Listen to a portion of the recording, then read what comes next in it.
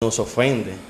Jesús sintió todos estos sentimientos, pues pasaron por él. Mas sin embargo, no hubo ni un momento en que Jesús pues sintiera rencor, en que Jesús, todos sabemos que él pudo detener eso ahí mismo, tenía el poder para hacerlo, porque él era Dios y hizo muchos milagros. Bueno, y ellos mismos murmuraban y decían: a muchos salvó, mas no se ha podido salvar a sí mismo. Lo que ellos no sabían que eso era parte del propósito de Dios, que eso era necesario que así ocurriera, porque él abría la puerta para que todos nosotros pudiéramos tener acceso al Padre.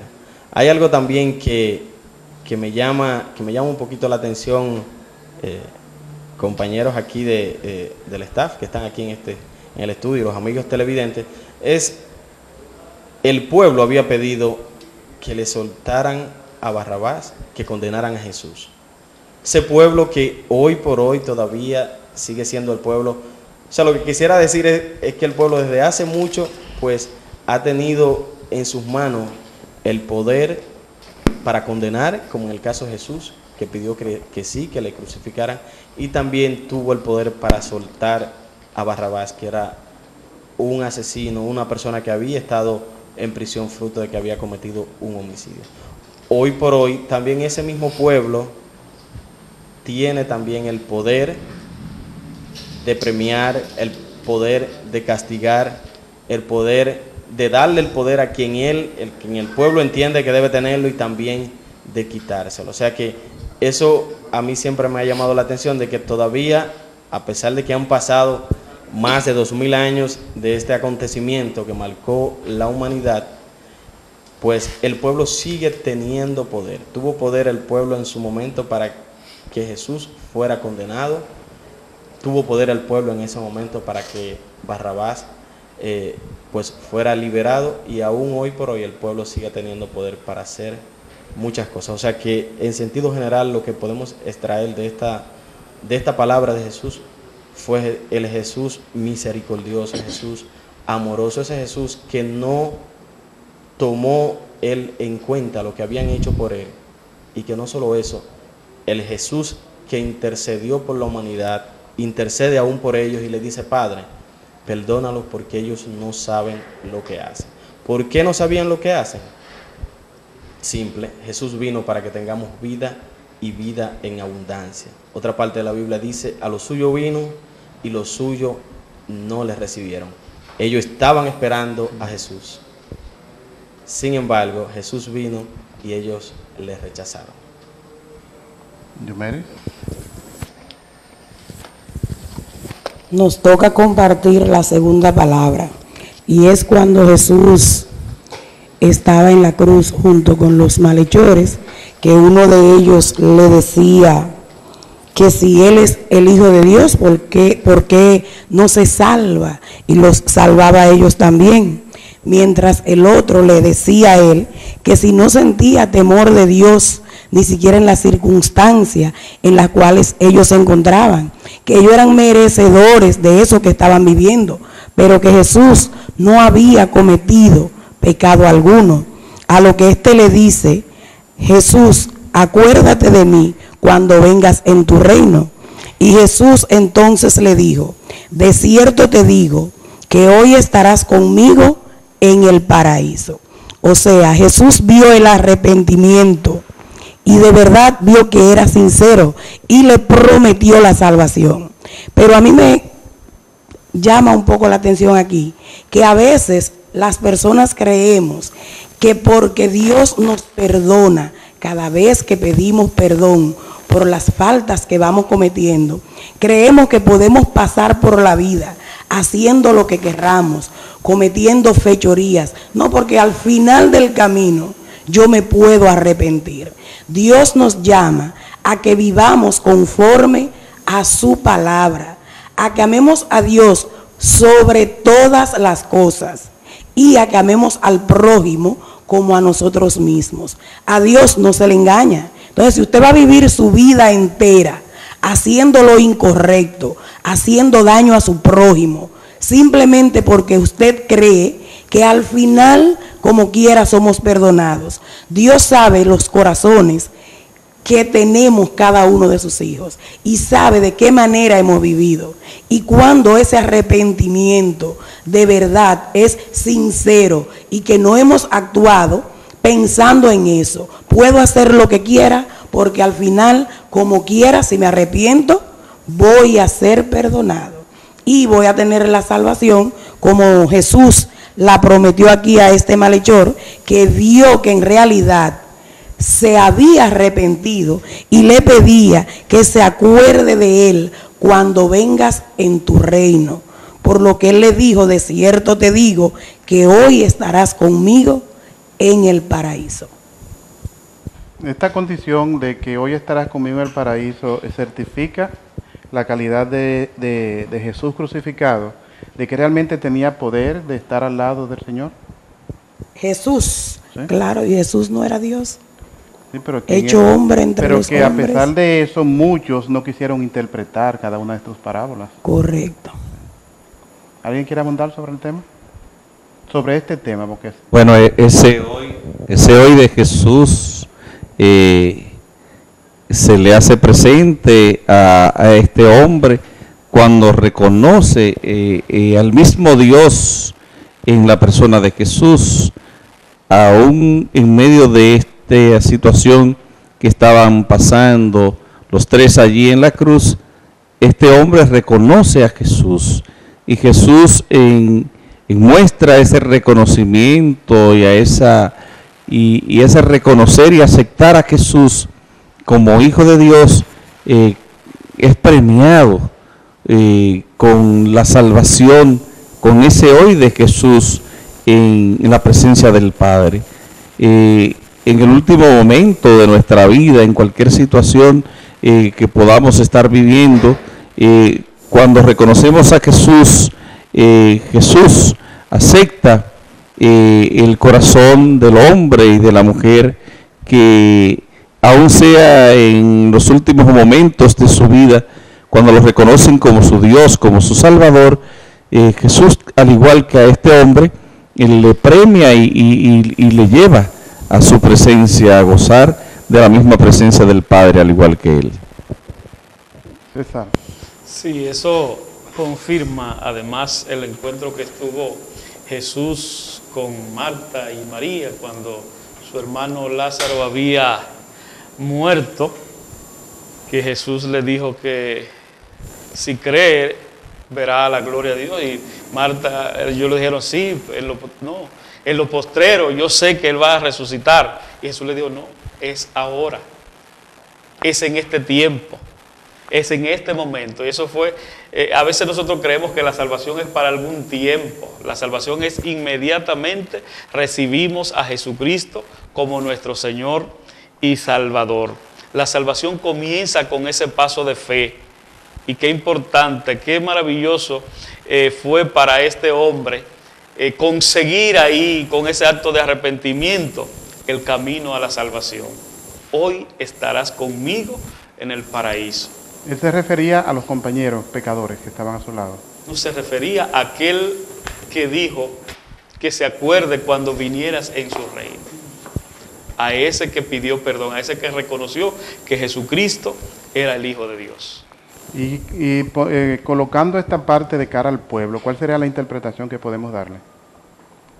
Fíjate, yo creo que todo el pueblo debe entender que en Jesucristo hay salvación, que no debemos darle la espalda y que no importa cuál haya sido nuestro pecado, que no importa cuán lejos nos hayamos ido de Dios, Dios está siempre presto para perdonarnos. O sea, no hay espacio, no hay tiempo, Dios lo llena todo. Solo basta con que el mundo, con que la gente entienda que Jesucristo es el Hijo de Dios. Nosotros vamos a la pausa y cuando retornemos seguiremos compartiendo con ustedes los temas. Bueno, vamos a ampliar respecto Bueno, vamos con la palabra siguiente. Pues bueno, la siguiente palabra corresponde a la tercera palabra expresada por Jesús. Dijo Jesús a su madre: mujer, ahí tienes a tu hijo. Dijo al discípulo, he ahí a tu madre. Tomada de el capítulo 19, versos 25 y 26 del Evangelio de Juan. Una palabra que podemos preguntarnos nosotros, ¿qué puede decirnos esta palabra de Jesús para nosotros en el día de hoy, en el mundo de hoy, en medio de nuestra familia, en medio de nuestro pueblo? ¿Qué significa esa palabra de Jesús dirigida a su madre y dirigida al discípulo amado? Son palabras dirigidas de Jesús a su madre y a este discípulo a quien, como dice el mismo Evangelio, a quien tanto amaba Jesús. Son palabras como que brotan del corazón del Hijo, llenas de ternura y sobre todo con el deseo de cuidar y de proteger por el amigo y por aquella que le había dado el ser, por su madre. Son palabras como de cuidado y revelan esas mismas palabras el interés de Jesús en medio del sufrimiento, aunque él estaba padeciendo una situación de dolor, una situación de padecimiento allí en la cruz. Es capaz, aún en ese momento difícil de su vida, de fijarse en el dolor y en el sufrimiento de aquellos que ama. Y hoy en particular, ese amor y ese cuidado quiere revelarlo a través de su madre y a través del discípulo amado, poniendo en las manos de aquel amigo, poniendo en las manos de aquel amado el cuidado de aquella de la cual había recibido su ser, de la cual había recibido tanto cariño, tanta entrega, tantos mimos como tantas madres, y allí quiere encomendar a este discípulo el cuidado de esta mujer que quedaba en este momento quizás abandonada, que quedaba porque dice la tradición que para ese momento ya José no estaba con ella, ya había muerto, y la tradición dice que por eso Jesús quiere encomendar a esta mujer, a Juan, y sobre todo a Juan, porque era muy cercano a Jesús, porque Juan compartía muy de cerca ese amor y ese cariño del amigo, y Jesús siente en Juan una seguridad para encomendarle a su madre, a su cuidado.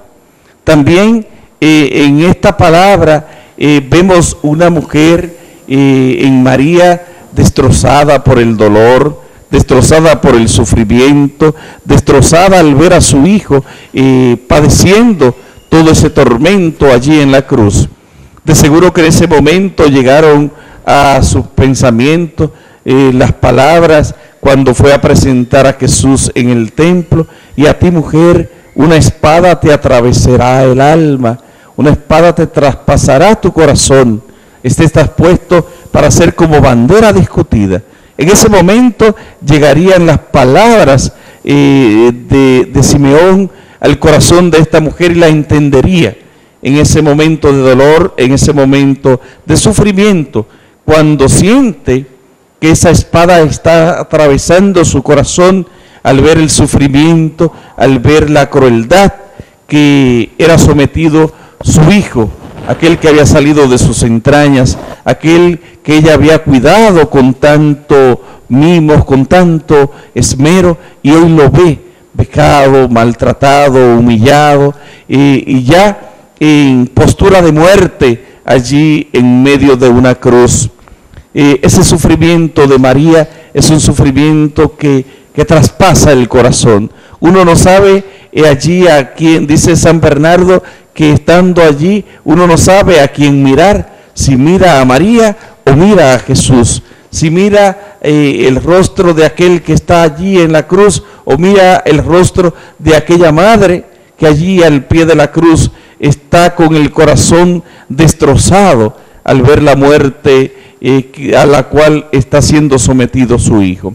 Pero María, desde el dolor, desde el sufrimiento, sigue acompañando también a muchas madres de nuestro pueblo que ven morir a sus hijos, que se ven en situaciones de dolor, de sufrimiento, al igual que ella, al ver muchas veces cómo no tienen los recursos necesarios para asistir a un hijo, a una hija en un momento de enfermedad, en un momento en que necesitan recursos para obtener la salud de un hijo y tienen que verlo morir, o muchas veces porque no están los alimentos necesarios para cubrir la desnutrición de esos hijos pequeños y cualquier enfermedad les arropa debido a la desnutrición que están sometidos sus cuerpos. Y este dolor es el dolor de tantas madres en nuestro país, a veces con la delincuencia también, que uno no sabe en qué momento va un hijo a caer abatido, una madre lacerársele el corazón por la muerte de esta delincuencia que está arropando también nuestro país, y tantos corazones de madre destrozados por estas situaciones que embargan a nuestro pueblo. Son muchas las Marías que padecen el dolor, el sufrimiento, al igual que la Madre de Jesús. Hoy pedimos al Señor que siga fortaleciendo y siga suscitando hombres amados como Juan, que cuiden de nuestras madres, que velen por ella, que se sacrifiquen por ella, para que en los momentos de dolor y de sufrimiento sientan una mano que les acoge, sientan una mano que les protege, que cuida y que vela por ella. Hoy María sigue también allí, acompañando a tantas madres dominicanas en su dolor, en su sufrimiento, en las muertes que van viviendo día a día a través de las situaciones por las cuales van pasando en medio de su familia. María, Madre de la entrega, Madre del dolor, Madre del sufrimiento, sigue acompañando y presentando ante tu Hijo Jesús el corazón de tantas madres destrozadas al ver también la entrega y la muerte, el dolor y el sufrimiento de sus hijos en medio de nuestro pueblo. Nosotros vamos a la pausa y cuando retornemos continuamos analizando las 7 palabras de Jesús en la cruz. Siga con el filo de la noche.